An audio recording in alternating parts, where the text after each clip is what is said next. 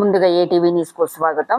క్షేత్రస్థాయి సమీక్ష నిర్వహించి ఓటర్ ప్రక్రియను సక్రమంగా జరిపించాలని, బిఎల్ఓ పనితీరు ఇంకా మెరుగు కావాలని, ఓట్ల గల్లంతు కాకుండా చూడాలని, ఓటరు జాబితా ఫామ్స్ నింపే విధానం సక్రమంగా చూసుకొని 1కి 2 సార్లు పరిశీలించాలని, చాలా మంది ప్రజలకు ఎస్ఐఆర్ విధానం గురించి అపోహలు ఉన్నాయని, జిల్లా స్థాయి అధికారులు దీనిపై సమీక్షా కార్యక్రమాలు, అవగాహన సదస్సులు ఏర్పాటు చేయవలసిన అవసరం ఉందని బీఆర్ఎస్ నేతలు తెలియజేశారు. కమిటీ వేయడం జరిగింది. ఆ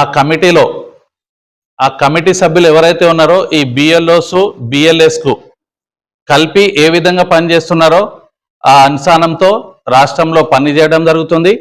అదేవిధంగా నిన్న ఎలక్షన్ కమిషన్ కూడా పోయి వినతి పత్రం ఇవ్వడం జరిగింది హైదరాబాద్లో. కాబట్టి ఈ ఎస్ఐఆర్ అనే ప్రక్రియ ఏదైతే జరుగుతుందో దీంట్లో చాలా వరకు మనకు 20 ఏళ్ల తర్వాత ఇది ఫస్ట్ టైం వచ్చింది కాబట్టి అందరికీ ఆలోచనలు మరో విధంగా ఉన్నాయి. దీంట్లో ఏమవుతుందంటే మీకు సర్నేమ్లు తప్పు ఉంటాయి. బిఎల్ఓస్ మళ్ళొకసారి వినాలి, ప్రతి ఇంటికి వెళ్ళి ఒక్కొక్క బిఎల్ఓకు 12-13 బూత్లు ఉన్నాయి. ఒక్క బూత్లో ఏరియా వైజ్గా చూస్తే 12-13 వార్డులు వస్తున్నాయి ఒక్కొక్కరికి. వాళ్ళు అన్ని చోట్ల తిరగడం లేదు, అందరికీ కలవడం లేదు. ఎవరికో ఒకళ్ళకు మొత్తం ఫామ్లు అప్పజెప్పేసి మేము ముట్టినాయని కలెక్టర్ గారి దగ్గర వెళ్ళి మేము అప్పజెప్పేసినాం, ఆల్రెడీ మా ప్రక్రియ అయిపోయిందని వాళ్ళు చెప్తున్నారు. ఇది తప్పు. ఏదైతే అధికార యంత్రాంగం ఉందో వాళ్ళు దీనిపై దృష్టి పెట్టి బిఎల్ఓస్ను ప్రతి ఓటర్ దగ్గర పోయి మనకు ఫామ్ ఇచ్చే విధంగా మీరు సూచనలు చేయాలి, సూచించాలి. వాళ్ళు ఎక్కడో ఒక్క చేట కూర్చొని వాళ్ళు మేము ఇచ్చేసినాం, 1 మందికి బిఎల్ఎస్కి 10 మంది, ఏ పార్టీకి సంబంధించిన వ్యక్తి అయినా సరే వాళ్లకు ఈ ఫామ్లు ఇచ్చే అవసరం లేదు. నేనైనా సరే, నేను ఒక కౌన్సిలర్ ఉన్నా, నాకు కూడా ఇచ్చే అవసరం లేదు. ప్రతి ఓటర్ దగ్గర మీరు వెళ్ళాలి, వాళ్ళకు అర్థమయ్యేటట్టు చెప్పాలి. దాంట్లో కొన్ని తప్పులు ఏమున్నాయంటే సర్నేమ్ ఏదైతే ఉందో కొందరిది పాతగా అలియాస్ అని వస్తుంది, అలియాస్ లేకుండా వస్తుంది. ఎలక్షన్ లో ఎవరైతే పార్టిసిపేట్ చేస్తారో వాళ్ళు ఎలక్షన్ లో ఫామ్ నింపినప్పుడే సర్నేమ్ తప్పు ఉంటే ఎలక్షన్ కమిటీ ఏదైతే ఉందో ఎలక్షన్ ఆఫీసర్ ఎవరైతే ఉన్నారో వాళ్ళే కూర్చుండబెట్టి మనకు సరిదిప్పుతారు. మీరు ఈ ఫామ్ లో కూడా సర్నేమ్ తప్పుగా ఉంటే మీరు నింపడం లేదు, వాళ్ళ ఫోన్లో లిఫ్ట్ చేయడం లేదు, మీరు వాళ్ళకు సరిగా ఆన్సర్ ఇవ్వడం లేదు. కలెక్టర్ గారి దగ్గర వెళ్ళి చెప్తే ఫామ్లు మొత్తం అప్పచెప్పేసినామని మీరు చెప్తున్నారు. ప్రక్రియ అనేది ఖచ్చితంగా జెన్యూన్ గా జరగటం లేదు. దీనిపైన అధికార యంత్రాంగం ఏదైతే ఉందో వాళ్ళు ప్రత్యేక దృష్టి పెట్టాలి. ప్రతి బిఎల్ఓ ప్రతి ఓటర్ను కలిసి ఒకవేళ చిన్న పొరపాటు అయినా సరే వాళ్ళ ఓటు పోయే ప్రమాదం ఉంది కాబట్టి ప్రతి ఒక్కళ్ళకు ఒకటే చెప్పాలి. మళ్ళీ ఎవరైతే ఓటర్స్ ఉన్నారో వాళ్ళతోటి ఒకటే వినతి, మనం ఇబ్బంది పడే అవసరం లేదు, భయపడే అవసరం లేదు. ఒకవేళ మనకు ఇప్పుడు ఏదైతే ఫామ్ మనం ఇస్తున్నామో దాంట్లో ఏమైనా తప్పులు ఉంటే మనకు ఆగస్టు వరకు మళ్ళీ మనకు ఆప్షన్ ఉంటుంది, మనం మళ్ళీ దానికి నింపుకోవచ్చు. ఇబ్బంది పడే అవసరం లేదు. మన దొంగ ఓట్లు కాదు, మనం ఎక్కడి నుంచి వచ్చిన వాళ్ళం కాదు. కాబట్టి ఎక్కడో విలేజ్ నుంచి ఇంతకుముందు చుట్టుపక్కల విలేజ్లలో ఉంటుండే ఒక 10 ఏళ్ల ముందు 15 ఏళ్ల ముందు ఇప్పుడు కామారెడ్డి వచ్చినాం. మళ్ళా పూర్వీకులది ఏదైతే నెంబర్ ఉందో 2002లో వేసింది, బిలో 40 ఉన్న వాళ్ళు ఎవరైతే ఉన్నారో వాళ్ళు కూడా భయపడే అవసరం లేదు. ఫామ్ నింపే ప్రక్రియ ఏదైతే ఉందో ఇవాళ కాకుండా రేపు కాకుండా ఎల్లుండి మొత్తం తెలుసుకొని ఎవరికైనా అనుభవం ఉన్న వాళ్ళకి తెలుసుకొని ఫామ్ నింపాలి తప్ప ఏదో రేపు ఇచ్చేయాలి ఫామ్, లేకపోతే మాకు ఓటు వెళ్ళిపోతుంది అనే ప్రమాదం లేదు. ఇవాళ కాకుండా రేపు కాకుండా ఎల్లుండి బీఆర్ఎస్ పార్టీ తరఫున ఎలక్షన్ కమిషన్ కూడా చెప్పడం జరిగింది, వినతి పత్రం ఇవ్వడం జరిగింది. దీనికి ఇంకా కొద్దిగా సమయం ఇవ్వండి, అందరు కన్ఫ్యూజన్ లో ఉన్నారు. దీనికి సమయం ఇచ్చి ఈ ప్రక్రియను వచ్చే నెలను మళ్ళీ మనకు ఆగస్టులో కూడా మళ్ళీ ఏదైతే ఫామ్ తప్పు ఉంటుందో దానికి మనం మళ్ళీ నింపొచ్చు. ఈ సర్నేమ్ల దగ్గర చాలా వరకు పొరపాటు అవుతుంది. బిఎల్ఓస్ మీరు ఖచ్చితంగా ఆన్సర్ పర్ఫెక్ట్ గా చెప్పి వాళ్ళకు అవసరమైన విధంగా ఫామ్లు నింపే విధంగా మీరు సూచనలు చేస్తే మాత్రం వాళ్ళు ఖచ్చితంగా నింపుకుంటారు. వాళ్ళకు బిఎల్ఎస్ కూడా ఉంటారు. మళ్ళొకసారి మీకు చెప్తున్నాం, మీరు ఎవరికో 100 ఫామ్లు ఇచ్చేసి 200 ఫామ్లు ఇచ్చేసి అక్కడ పోయి సిస్టంలో మీరు ఏం చేస్తున్నారంటే మొత్తం నింపేస్తున్నారు, మేము ఆల్రెడీ మొత్తం డిస్ట్రిబ్యూట్ చేసేసామని. అది తప్పు.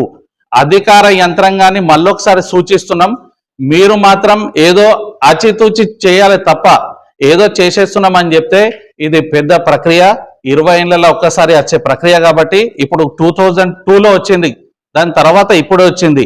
అందరికీ సందేహాలు ఉన్నాయి.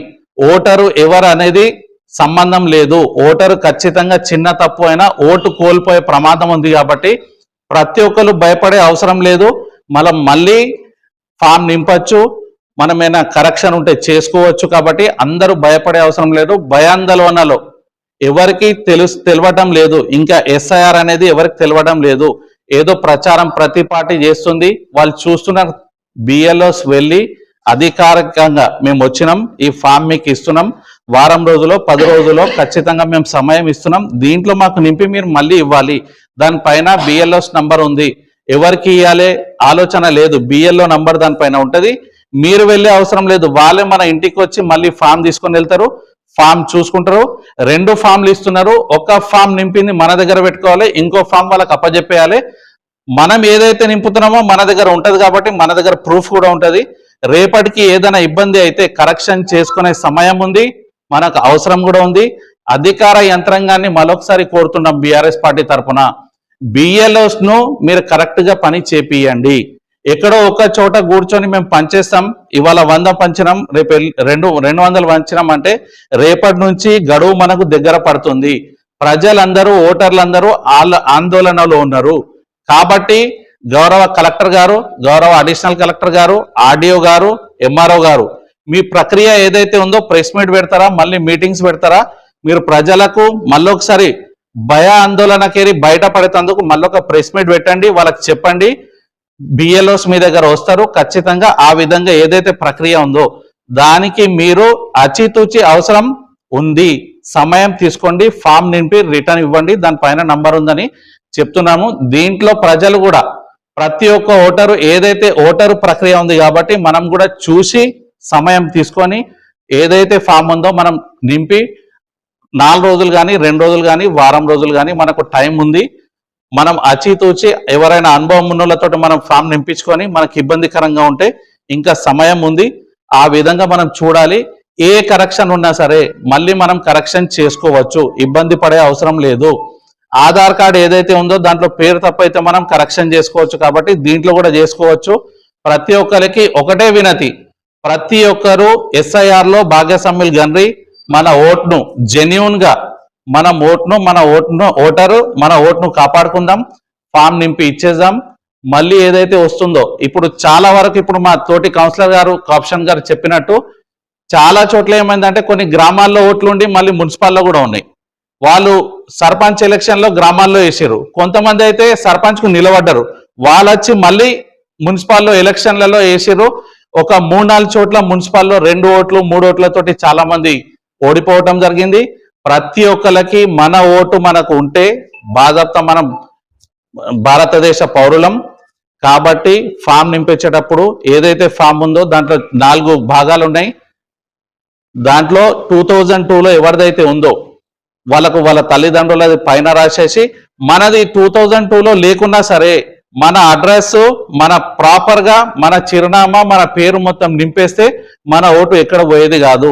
గతంలో మనం మొన్ననే ఓటు వేసాం కాబట్టి దాని ప్రక్రియ ఏదైతే ఉందో అధికారులు చూస్తారు, మనకు కావాలంటే నోటీస్ ఇస్తారు, మళ్ళీ మన వేరే సర్టిఫికెట్లు చూస్తారు, చూసిన తర్వాత మన ఓటును మనకి ఇస్తారు. కాబట్టి భయ ఆందోళన చెందే అవసరం లేదు.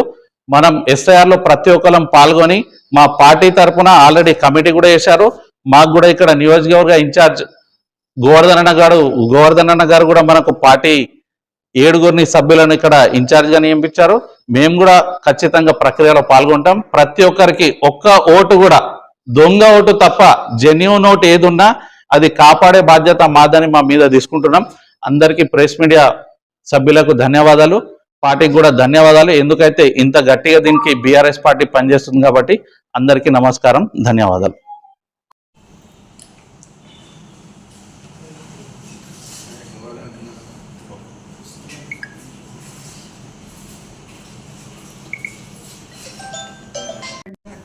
ఈరోజు మాట్లాడుకోవడానికి ప్రెస్ మీట్ పెట్టడం జరిగింది.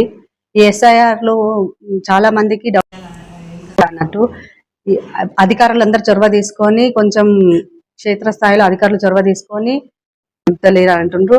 ఇది ఎస్ఐఆర్ ఎందుకంటే వాళ్ళ ఓట్లని వాళ్ళు ఉంచుకోవడానికి ఇది చాలా మంది ఓట్లు మిస్ అవుతున్నాయి.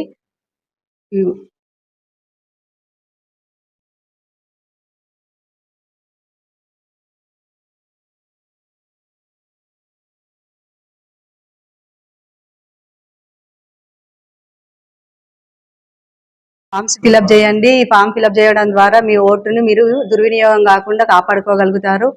ఈ ఎస్ఐఆర్ ప్రక్రియ ఎందుకోసం అంటే కొత్త ఓట్లు తీసుకురావడానికి, ఓట్లలో ఏమన్నా మిస్టేక్స్ ఉంటే అవి ఓటర్ ఐడిలో మిస్టేక్స్ ఉంటే క్లియర్ చేసుకోవడానికి, అలాగే చనిపోయినటువంటి వాళ్ళ ఓట్లను తీసేయడానికి ఈ ప్రక్రియ నిర్వహించుకుంటున్నారు. ఆఫీసర్స్ అందరూ ప్రతి ఇంటికి ఓపిక కొద్ది తిరిగి ఫామ్స్ అన్ని ఫిలప్ చేపియండి.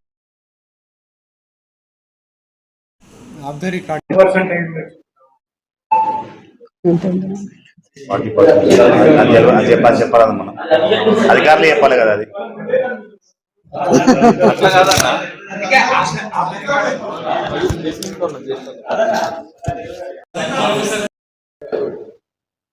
ఈరోజు మన గౌరవ బీఆర్ఎస్ పార్టీ కార్యనిర్వాహక రాష్ట్ర అధ్యక్షులు కేటీఆర్ గారి సూచనల మేరకు మరియు మా ప్రియతమ నాయకులు శ్రీ మాజీ ఎమ్మెల్యే గంప గోవర్ధన్ గారి ఆదేశాల మేరకు బీఆర్ఎస్ పార్టీ పక్షాన మేము ఎస్ఐఆర్ అనే ఒక ప్రక్రియపై ప్రెస్ మీట్ నిర్వహిస్తూ ఉన్నాం. ముఖ్యంగా ఎస్ఐఆర్ ప్రారంభమై ఇప్పటికీ దాదాపుగా 14 రోజులు పూర్తవుతుంది.